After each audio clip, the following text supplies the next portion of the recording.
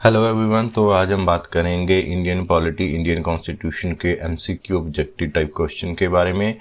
ये question important है from examination point of view से, तो आप इनको ध्यान से देखें। तो सबसे पहला क्वेश्चन हम लेते हैं कि इंडियन कॉन्स्टिट्यूशन का स्ट्रक्चर किस तरह का है। क्या ये प्योरली फेडरल है, क्या ये यूनिटरी है, क्या ये रिजिड है, या फिर ये फेडरल सिस्टम है यूनिटरी फीचर के साथ। तो इसका आंसर है option D, federal system with unitary spirit या फीचर। नॉर्मली गवर्नमेंट है वो काम करती है फेडरल स्ट्रक्चर में, बट कॉन्स्टिट्यूशन ने एनेबल किया है कि जो फेडरेशन है, यूनियन है, वो ट्रांसफॉर्म कर सकती है अपने आप को यूनिटरी स्टेट में। जैसे कि इमरजेंसी की कंडीशन में स्टेट की पावर है, अगर इमरजेंसी लगती है तो स्टेट की पावर यूनियन के पास चली जाती है। तो इस तरह से एक ये यूनिटरी स्टेट के तौर पे काम करता है। अब नेक्स्ट क्वेश्चन है, इंडियन कॉन्स्टिट्यूशन की कौन सी प्रोविजन है, नीचे दी गई कौन सी प्रोविजन में से जो कि यूके से बोरो की गई है। तो ऑप्शन ए है पार्लियामेंट्री सिस्टम, ऑप्शन बी है फंडामेंटल राइट, ऑप्शन सी है directive principle of state policy, या ऑप्शन डी फेडरल सिस्टम। तो इसका आंसर है ऑप्शन ए, पार्लियामेंट्री सिस्टम हमने यूके से बोरो किया है। तो ये क्वेश्चन बहुत बार पूछा जाता है। अब नेक्स्ट क्वेश्चन है, जो आइडिया ऑफ लिबर्टी है, इक्वलिटी है, फर्टर्निटी है, वो किस कंट्री से बोरो किया गया है। Option A UK, option B America, option C Ireland, या ऑप्शन डी फ्रांस से। तो इसका आंसर है ऑप्शन डी, फ्रांस से। फ्रांस से हमने लिबर्टी, इक्वलिटी और फर्टर्निटी का जो आइडिया है वो बोरो किया है। नेक्स्ट क्वेश्चन है, फंडामेंटल राइट का आइडिया किस कंसेप्ट है या आइडिया है वो किस कंट्री से बोरो किया गया है। ऑप्शन ए यूएसए से, ऑप्शन बी कनाडा से, ऑप्शन सी जर्मनी से, या ऑप्शन डी फ्रांस से।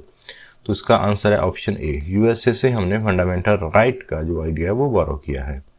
उसके बाद क्वेश्चन आता है, कंकरेंट लिस्ट का जो कंसेप्ट है वो किस कंट्री से बोरो किया गया है। Option A Canada, option B France, option C Japan, या ऑप्शन डी ऑस्ट्रेलिया। तो इसका ऑप्शन डी है ऑस्ट्रेलिया। ऑस्ट्रेलिया से हमने कंकरेंट लिस्ट का जो आइडिया है वो बोरो किया है। उसके बाद जो क्वेश्चन आता है, जापान से हमने किस कंसेप्ट का आइडिया बोरो किया है जापान कंट्री से। Option A fundamental duty, option B concept procedure establish by law, option C freedom of trade and commerce, या ऑप्शन डी इमरजेंसी प्रोविजन। तो इसका आंसर है ऑप्शन बी, कंसेप्ट। जो concept है procedure establish by law, तो ये concept है हमने वो जापान से बोरो किया है।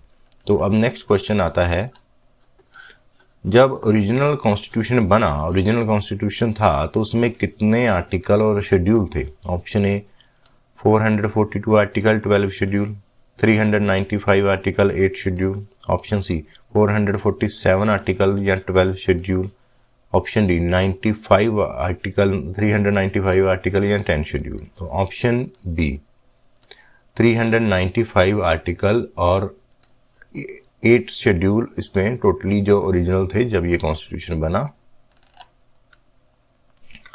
तो अब नेक्स्ट क्वेश्चन है, पार्लियामेंट्री सिस्टम में जो एग्जीक्यूटिव है वो किसको रिस्पॉन्सिबल होता है। जो पार्लियामेंट में सिस्टम में एग्जीक्यूटिव, 3 तरह की ब्रांचेस होती है, एग्जीक्यूटिव, लेजिस्लेचर और जुडिशरी। उसमें जो एग्जीक्यूटिव है वो डायरेक्टली किसके लिए रिस्पॉन्सिबल होता है। तो पहली ऑप्शन है to the legislature, second option है टू जुडिशरी, थर्ड ऑप्शन है काउंसिल ऑफ मिनिस्टर, या directly to the people of India. तो उसका आंसर है option A, to the legislature. जो एग्जीक्यूटिव है वो लेजिस्लेचर को वो रिस्पॉन्सिबल होता है। तो उसके बाद जो 9th क्वेश्चन है, पार्लियामेंट्री सिस्टम में कौन सा नीचे दिया गया फीचर पार्लियामेंट्री सिस्टम का फीचर नहीं है, पार्लियामेंट्री गवर्नमेंट सिस्टम का फीचर नहीं है। ऑप्शन ए, जो हेड ऑफ स्टेट है वो एक मेयरली कॉन्स्टिट्यूशनल हेड है। उसके बाद काउंसिल ऑफ मिनिस्टर है, उसके पास रियल और इफेक्टिव पावर होती है।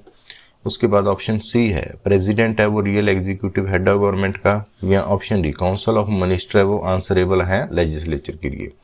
तो इसका आंसर है option C, president's is the real executive head of the government, is not the feature of parliamentary system. ये पार्लियामेंट्री सिस्टम ऑफ गवर्नमेंट का फीचर नहीं है, ये फीचर है प्रेसिडेंशियल सिस्टम ऑफ गवर्नमेंट का, जिसमें एग्जीक्यूटिव गवर्नमेंट का हेड वो प्रेसिडेंट होता है, जबकि पार्लियामेंट्री सिस्टम में जो एग्जीक्यूटिव हेड होता है गवर्नमेंट का वो कॉन्स्टिट्यूशनल हेड होता है। उसके नाम पे ही सारा काम किया जाता है। उसके बाद आता है डेमोक्रेसी, जो कॉमनली है टर्म डेमोक्रेसी, गवर्नमेंट को डिफाइन करती है किस गवर्नमेंट की। Option A by the people, option B rule of law, option C written constitution, या ऑप्शन डी इनमें से कोई भी नहीं। तो आंसर है option A by the people. जो डेमोक्रेसी की टर्म है वो कॉमनली डिफाइन करती है कि जो गवर्नमेंट है वो bye the people for the people होती है। नेक्स्ट क्वेश्चन है, इनमें से कौन सा फीचर इंडियन कॉन्स्टिट्यूशन का है? Written constitution, independent judiciary, parliamentary form of government, या ऊपर दिए सारे ही इंडियन कॉन्स्टिट्यूशन के फीचर हैं। तो आंसर है इसका ऑप्शन डी, ऊपर दिए गए सारे ही written constitution, independent judiciary, parliamentary form of government, ये सारे ही इंडियन कॉन्स्टिट्यूशन के बेसिक फीचर हैं। अब उसके बाद जो नेक्स्ट क्वेश्चन है, नीचे दिए गई स्टेटमेंट को कंसीडर करते हुए करेक्ट आंसर सेलेक्ट करें। इंडियन कॉन्स्टिट्यूशन है, उसके बारे में स्टेटमेंट है कि इंडियन कॉन्स्टिट्यूशन अनरिटन है, सेकंड रिटन कॉन्स्टिट्यूशन है, या थर्ड लार्जली है जो Indian government of India act 1935 के ऊपर ये कॉन्स्टिट्यूशन बेस है। तो ऑप्शन ए है only one is correct means Indian constitution is unwritten, option B only two is correct means Indian constitution ही है, या ऑप्शन टू और थर्ड रिटन कॉन्स्टिट्यूशन या based on the Government of India Act दोनों ही हैं, या अनरिटन और थर्ड है गवर्नमेंट ऑफ इंडिया एक्ट दोनों के। तो इसमें से करेक्ट ऑप्शन है वो है ऑप्शन सी। तो ऑप्शन सी के कहती है कि जो इंडियन कॉन्स्टिट्यूशन है वो रिटन कॉन्स्टिट्यूशन भी है और गवर्नमेंट ऑफ इंडिया एक्ट 1935 के ऊपर बेस भी है। अब जो नेक्स्ट क्वेश्चन है, जुडिशियल रिव्यू की जो फीचर है, जुडिशियल रिव्यू का जो पावर है सुप्रीम कोर्ट के पास, वो किस कंट्री से बोरो की गई है? वो क्वेश्चन ऑप्शन है यूएसए, ऑप्शन बी है कनाडा, ऑप्शन सी है फ्रांस, या ऑप्शन सी है आयरलैंड। तो इसका ऑप्शन ए है यूएसए। अब नेक्स्ट है कि इंडियन कॉन्स्टिट्यूशन के अंतर्गत कॉन्स्टिट्यूशनल हेड कौन होता है? तो option A prime minister, option B president, option C Lok Sabha speaker, या ऑप्शन डी चीफ जस्टिस। तो इसका आंसर है option B president of India. तो यहां से गलती से ए लिखा गया, तो ये है option B. Option B president of India ही कॉन्स्टिट्यूशनल हेड होता है, जो कि हमने लास्ट क्वेश्चन में भी देखा कि ये पार्लियामेंट्री गवर्नमेंट का एक बेसिक फीचर है। President of India constitutional head होता है स्टेट का आर्टिकल 74 के अंतर्गत, जिसमें काउंसिल ऑफ मिनिस्टर जो होती है, कैबिनेट मिनिस्टर हम बोलते हैं, वो प्रेसिडेंट को एडवाइस करने के लिए, एड करने के लिए अपनी जो कॉन्स्टिट्यूशनल ड्यूटी है उसके लिए काउंसिल ऑफ मिनिस्टर होती है।